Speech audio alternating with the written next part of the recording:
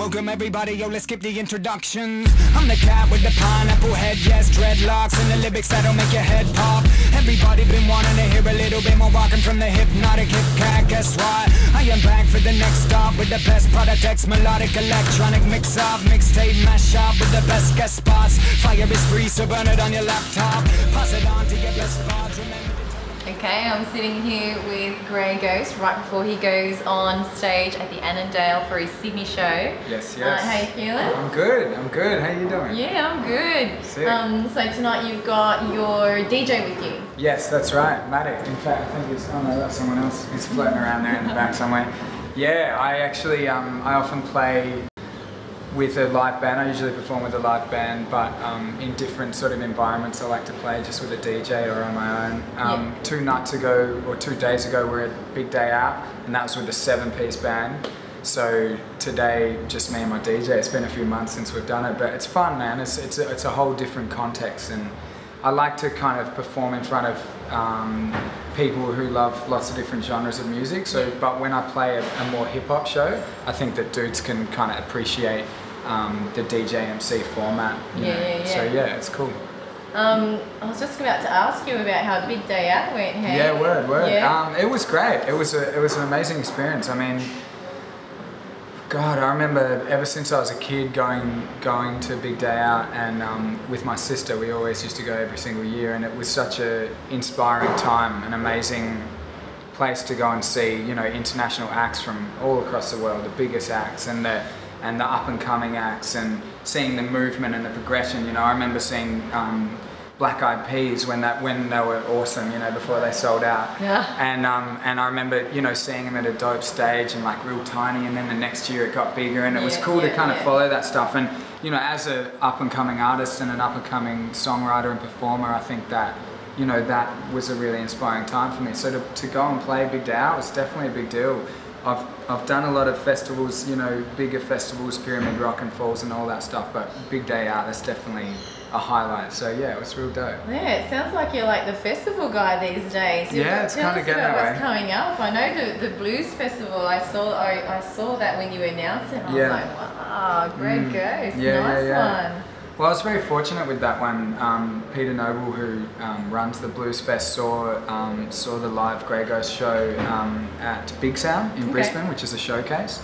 And he came up to me afterwards and he just told me, he's like, listen, I'm putting you on the big stage. I loved it. And he gave us an amazing rap wherever he went. And he's one of those types of people where he's just, you know, he wanted to see it in that format on that big stage. So it's going to be crazy. I'm really looking forward to that one because I've never actually been to the Blues Fest, and I'm a massive fan of Woodford. I've done Woodford many times, and I'm also a massive fan of like Splendour in the Grass and Falls and those types of festivals. So I feel like it'll be kind of a blend of those things. Yeah, it's kind of like a really massive festival, but with people who love kind of all sorts of music, and also like a really big variation of age group, age bracket, and not like just a massive amount of drunk 18-year-olds, which it often can be. So yeah, so got Blues Fest coming up.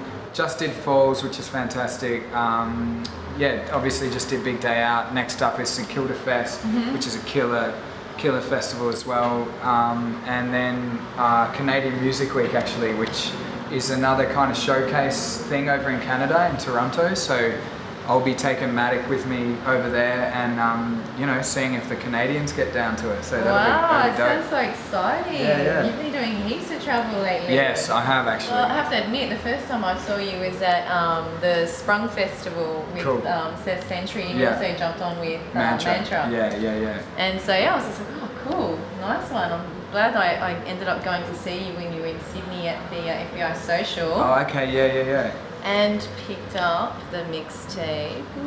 Check that out. If you haven't got one, you can get one. It's a free download on the website, It's a free download, yeah. If I see you in person, I might throw one at you, but otherwise, yeah, just go to greyghost.com.au and you can just grab it for free. So yeah.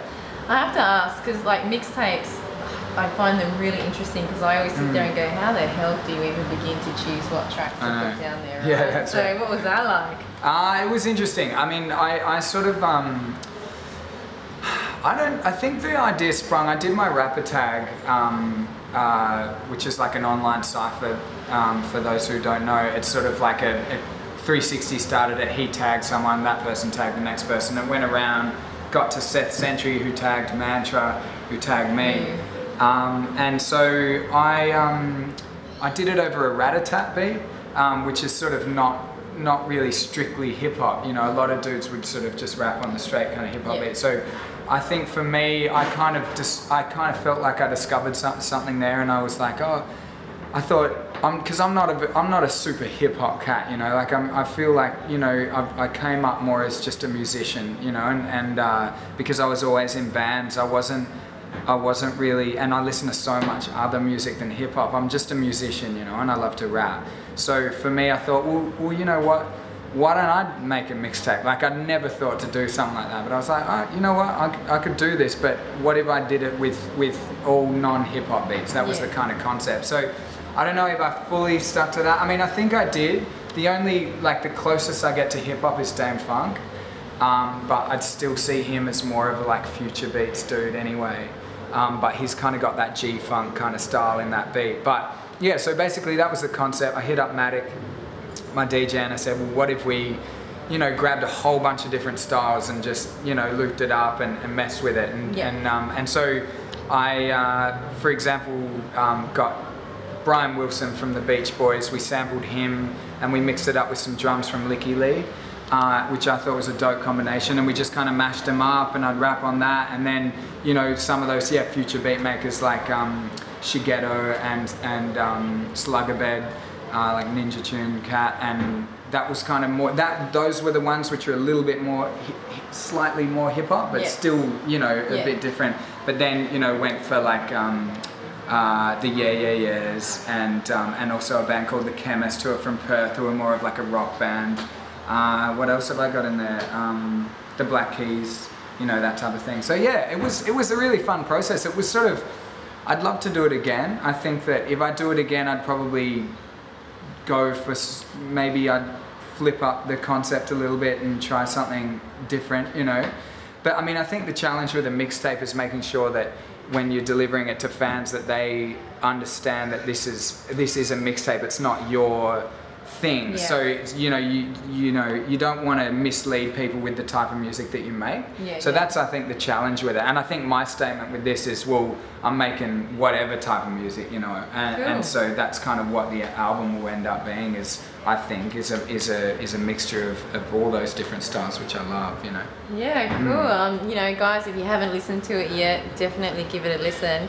But here's a question for you. What's your favourite? What's my favourite? Yeah, from the mixtape. I think there's a track I do on it, which is just called GG times Shigeto, which is the second track on the mixtape. That one is, I don't know, it's the one that the most people have come up to me and commented on, you know, and felt that they connected with. So I think it's in turn become kind of my favourite. In fact, tonight's the first time I'll be performing it live. I've actually got to practice it after this. But the thing is, the track is, I guess as a rapper I've tended to be quite esoteric, and because I'm inspired by a lot of kind of singer-songwriters, I find that I like to use a lot of like more imagery and sort of strange kind of flowing imagery and things like that. And so with this track, I was very literal, and I talk about my upbringing and talk about kind of just my life, and how it's a song about how hip hop helped me, you know, as an adolescent, because I fell in love with it, and it taught me how to write and how to connect, and particularly how to deal with messed up situations, you know, death and, you know, grief and whatever. And I think that the fact that I talk, and the concept is that, you know, I rap to pay back the debt. I'm paying back the debt to hip hop. That's why I do this, you know. And you're going to let it down. Yes. Gotta let him go. He needs to go and, you know, rehearse before the show. Do my warm-ups. Cool. Okay, get on with it. Okay, get on with it. It's really not an option to run off with all the profits, kid.